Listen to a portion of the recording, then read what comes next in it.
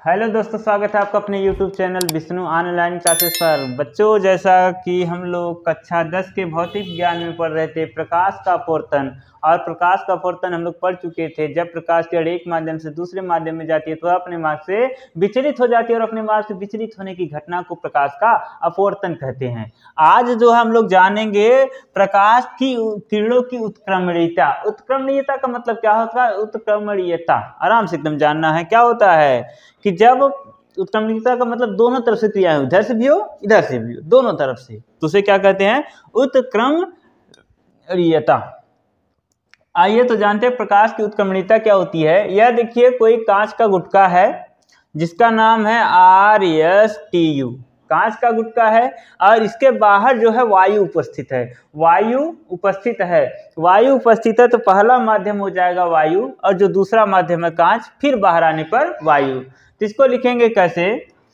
माना वायु में संचरित, माना वायु में संचरित कोई प्रकाश किरण OM, माना वायु में संचरित कोई प्रकाश किरण OM एक आयताकार कांच के गुटके RSTU, माना वायु में संचरित कोई प्रकाश किरण OM एक आयताकार कांच के गुटके RSTU के पृष्ठ RS पर आपतित होती है, के पृष्ठ RS पर आपतित होती है, और आपतित होकर यम्बी दिशा में चली जाती है, यम्बी दिशा में चली जाती है।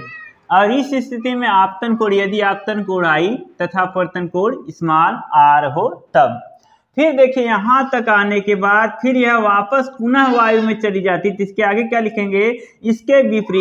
इसके विपरीत यदि कांच में प्रकाश किरण BM, यदि कांच में प्रकाश किरण BM कांच से अपवर्तित होकर यमो दिशा में चली जाए, तब आपतन कोण r तथा अपवर्तन कोण I होगा। तो आइए लिखते हैं। माना वायु में संचरित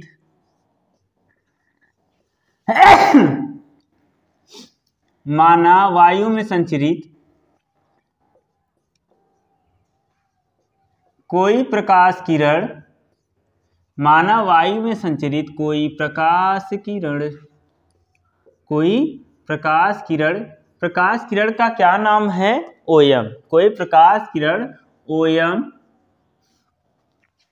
एक आयताकार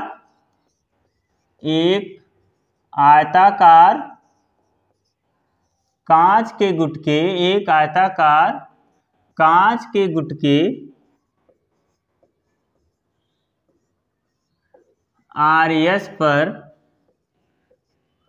पर आपतित होता है, आपतित होता है नहीं, आपतित होकर MB आपतित होकर कांच में MB दिशा में, कांच में MB दिशा में चली जाती है, दिशा में चली जाती है।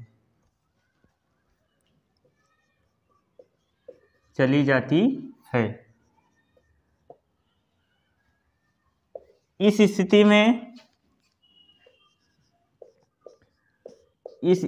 में यदि देखिए, जो पहले माध्यम में कोण बनता है उसे बोलते हैं आपतन कोण, और जो दूसरे माध्यम में कोण बनता है उसे बोलते हैं अपवर्तन कोण। या तो ऐसे कह सकते हैं, जिस माध्यम से प्रकाश किरण चलती है वहां पर जो कोण बनता है उसे आपतन कोण कहते हैं। जिस माध्यम में जाती है वहां पर जो कोण बनता है उसको अपवर्तन कोण कहते हैं। तो आइए लिखते हैं। इस स्थिति में यदि आपतन कोण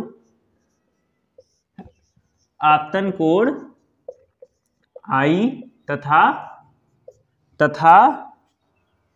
अपवर्तन कोण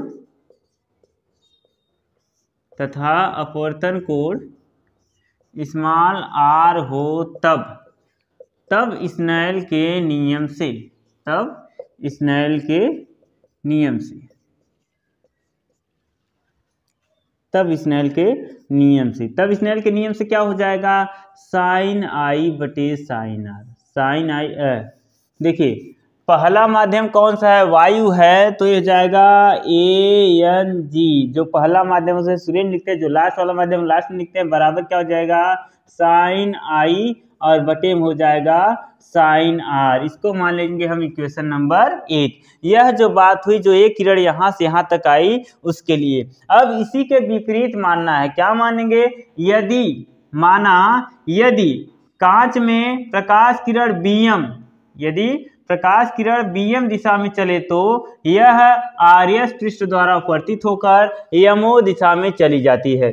इस स्थिति में आपतन कोण स्मॉल आर तथा अपवर्तन कोण स्मॉल आई होगा। इसके विपरीत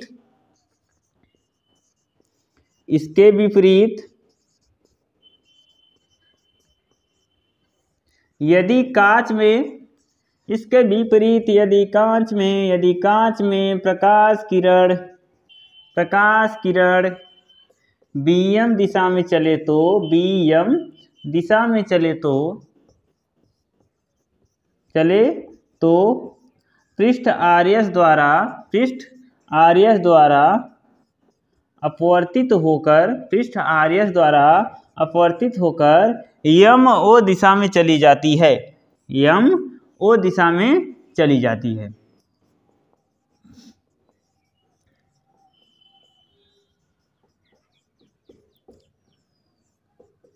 इस स्थिति में आपतन कोण स्मॉल आर तथा अपवर्तन कोण स्मॉल आई होगा। तब स्नेल के नियम से, स्नेल के नियम से क्या हो जाएगा, अब देखिए कांच से जा रहा है वायु में, तब हो जाएगा GNA बराबर साइन आर बटे साइन आई, इसको मान लीजिए समीकरण नंबर 2। अब क्या कहेंगे, समीकरण 1 में समीकरण 2 से गुणा करने पर, समीकरण 1 में समीकरण 2 से गुणा करने पर, जब गुणा करेंगे तो देखो लेफ्ट हैंड साइड का लेफ्ट हैंड में करते हैं, राइट हैंड साइड का राइट हैंड में, मतलब हो जाएगा ANG गुणे GNA, ANG गुणे GNA बराबर हो जाएगा, क्या हो जाएगा, साइन आई बटे साइन आर गुणे साइन आई बटे साइन आर गुणे साइन आर बटे साइन आई, साइन आर बटे साइन आई, साइन आई से साइन आ गया, साइन आर से साइन आर गया, तो ANG गुणे GNA बराबर कितना बच गया, 1। इधर इसका गुणा हो रहा है, उधर जाके भाग करेगा तो ANG बराबर क्या हो जाएगा, 1/GNA। यह क्वेश्चन देखिए बहुत तरीकों से पूछता है। पहला पूछ लेता है कि प्रकाश किरणों की उत्क्रमणीयता को समझाइए, दूसरा क्वेश्चन पूछ लेता है कि सिद्ध कीजिए ANG गुणे GNA बराबर 1, और तीसरा क्वेश्चन पूछ लेता है कि सिद्ध कीजिए कि ANG बराबर 1/GNA। तो तीनों स्थितियों का आंसर यही होगा। तो आप लोग इसको नोट कर लीजिए और याद कर लीजिएगा, क्योंकि एग्जाम की दृष्टि से बहुत ही इंपॉर्टेंट है। जल्दी से इसको नोट कर लीजिए। उम्मीद करते हैं कि वीडियो अच्छा लगा है, तो शेयर कर दीजिए, लाइक कर दीजिए और एक प्यारा सा कमेंट कर दीजिए। मिलते हैं आप लोगों से अगले चैप्टर में। अगला चैप्टर आप लोगों का होगा लेंस भी बहुत ही मज़ेदार चैप्टर है, एकदम पूरा का पूरा दर्पण की तरह। उसमें भी 6 स्थिति, इसमें भी 6 स्थिति, इस तरह से करके पढ़ना है। बहुत आसानी के साथ हम लोग लेंस को सीखेंगे। मिलते हैं आप लोगों से अगले चैप्टर में, तब तक के लिए जय हिंद जय भारत।